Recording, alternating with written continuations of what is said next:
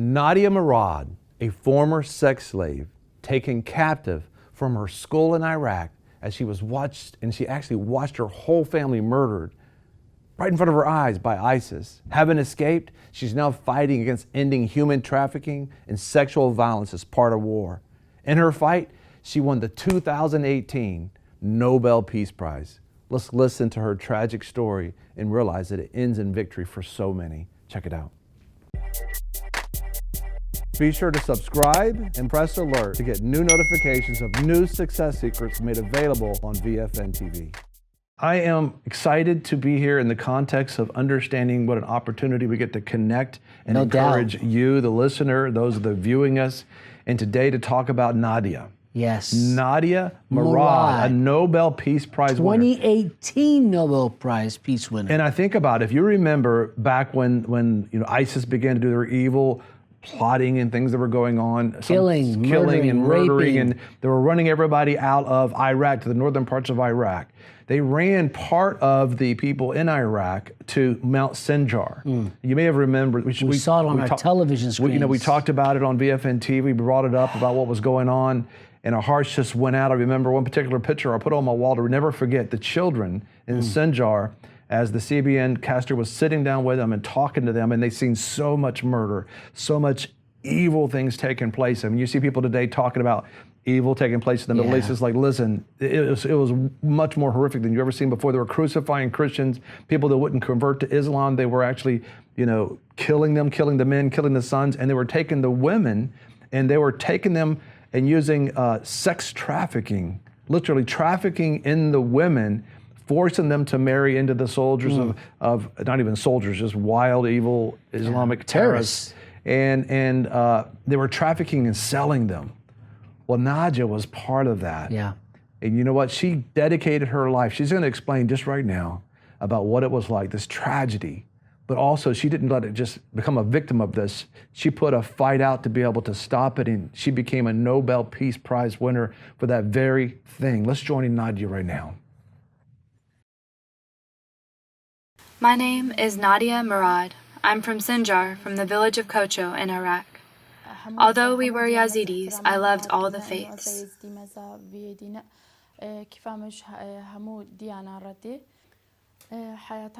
All my life, I see my family in the same village in Kocho. Brothers, sisters, nephews, mother, all in one house. The Yazidis there were living a simple life, but a beautiful life, and we were satisfied. On August 3rd, 2014, I was still in the village when Daesh attacked the Yazidi in Sinjar. As people were escaping to the mountain, 3,000 Yazidis, men and children, were killed on that day. Those who couldn't leave, such as disabled people, Daesh killed them in their villages. We didn't have time to escape to the mountain. When they besieged us, they surrounded the village so we couldn't escape.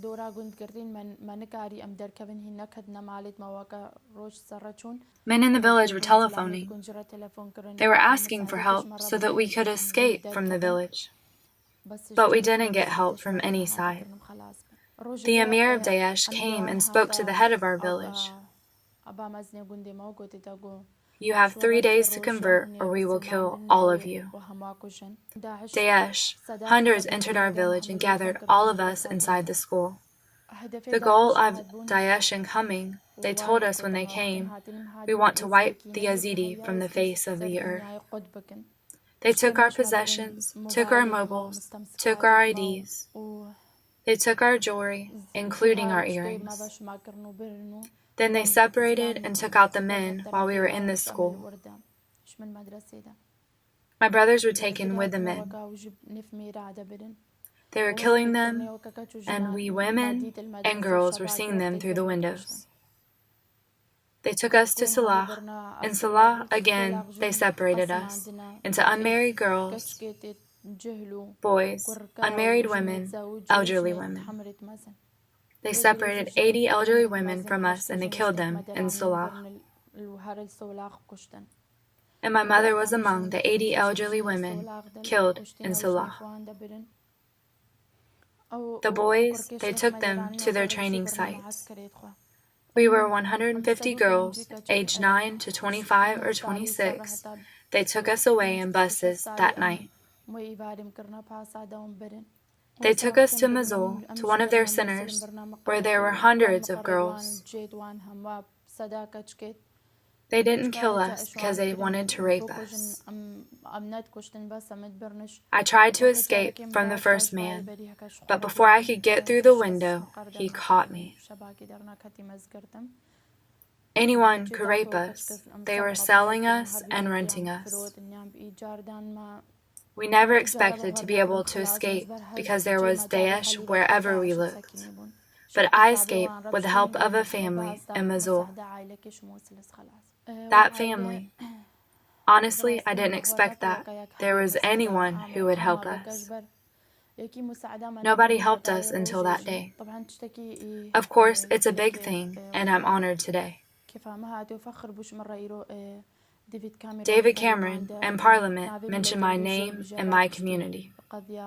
He said that Yazidi have been persecuted greatly, yet nothing is done for us. We can't bear this anymore.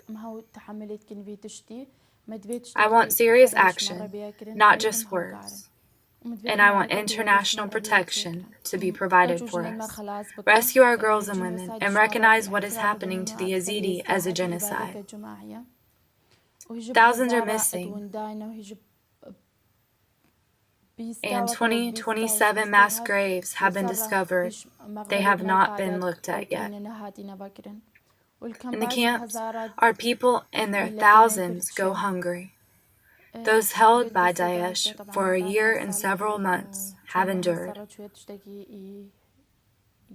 Too much has happened to them. Every hour, what I've seen in the past, it's been happening to them since. I don't have much information about politics, but there are things I want from all the world and all governments, and from all humans who will hear my voice, that we all stand together, from all religions and all countries. Whatever happens, we all are human, and we all are the same. We take a stand for conscience and humanity, to cut off these things happening to us today, so that this will not happen to other people, so it will not happen to other children, women, and girls, and to eradicate this terrorism from the world.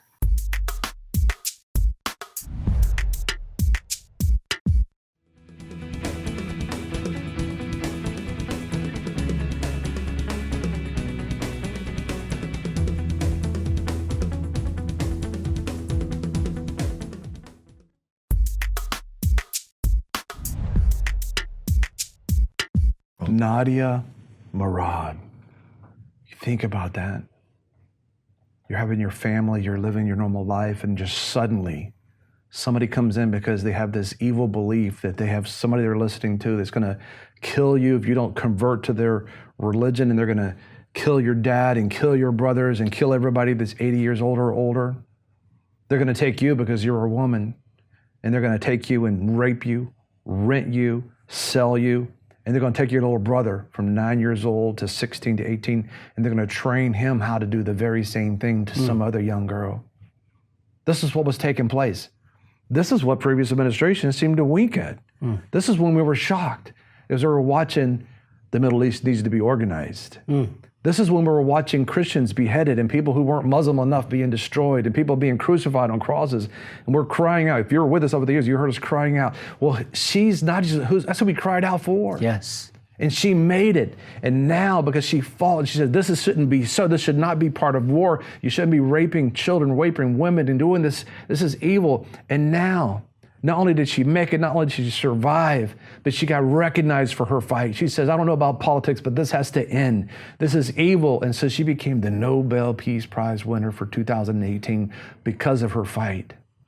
You know what that means to me? That means that God saw her pain. God saw the death of her family. God saw the injustice. He saw the inaction taking place across the earth. But thank God, think about this. Because of America choosing new leadership, they decided on a new leader. They had an election, and they voted to bring in a new president, President Donald Trump, and a man who stood up and said, listen, we're going to turn to God. everybody around me is advising me of that. And I believe that we're going to be protected by God, and we're going to end this bloodshed across the world, and that ISIS must end. And guess what? Within less than 24 months, her cry, because a lot of people didn't have her cry. That's right. Because they didn't have her pain, but her cry was answered.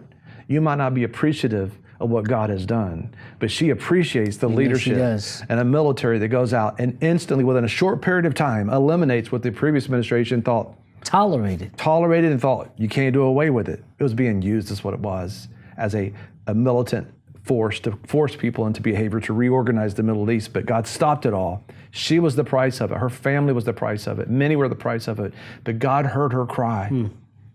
And listen, we got to honor those. We got to remember that could be us. But this is what Jesus said. He said, whatever you did to the least of these of mine, you did it to me. But whatever you didn't do to the least of mine, you didn't do to me. And some people out there right now are saying, well, she wasn't yet a Christian. Well, she could have been if you would have been a missionary. A lot of people are open up for the love of God. They want to know about God, but you haven't gone to tell them yet. But one way you can do that with VFNKB. That's what we're doing. We're broadcasting all around the world. She's probably going to see this very program where we're honoring her. She's going to know that you care. You can join the tribe, join the family, partner, invest in getting this around the world. We're in every country around the world. It's amazing what God is doing.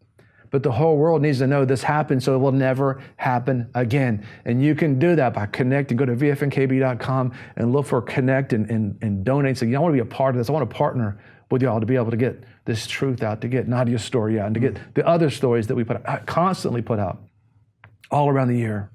It's because of you, people like you, who stand with us together. We're able to go out and spread the good news of Jesus Christ, spread the hope, and realize good things can happen, even though we're going through an evil season, and that we have a God that cares, even if you're not Christian enough for them yet, because God cares. Read your Bible. God cares. God cared about nations who took care of Israel when they weren't Israeli, they weren't Jewish, but because they blessed Israel, God blessed that nation. He says, I'll bless those who bless you. And understand, God cares about every human being on the face of the earth. The question is, do we care enough to go? And one way you can go is partnering with VFNKB. Go to vfnkb.org, right? That's vfnkb.com and choose on Partner Now and connect with us. And together, we'll make sure this story gets out that may it never happen again on the face of the earth. Be sure to subscribe and press alert to get new notifications of new success secrets made available on VFN TV. A lot of people want to abide with the Lord, but they just don't have a plan to do it. You can request that plan today at iabide.org.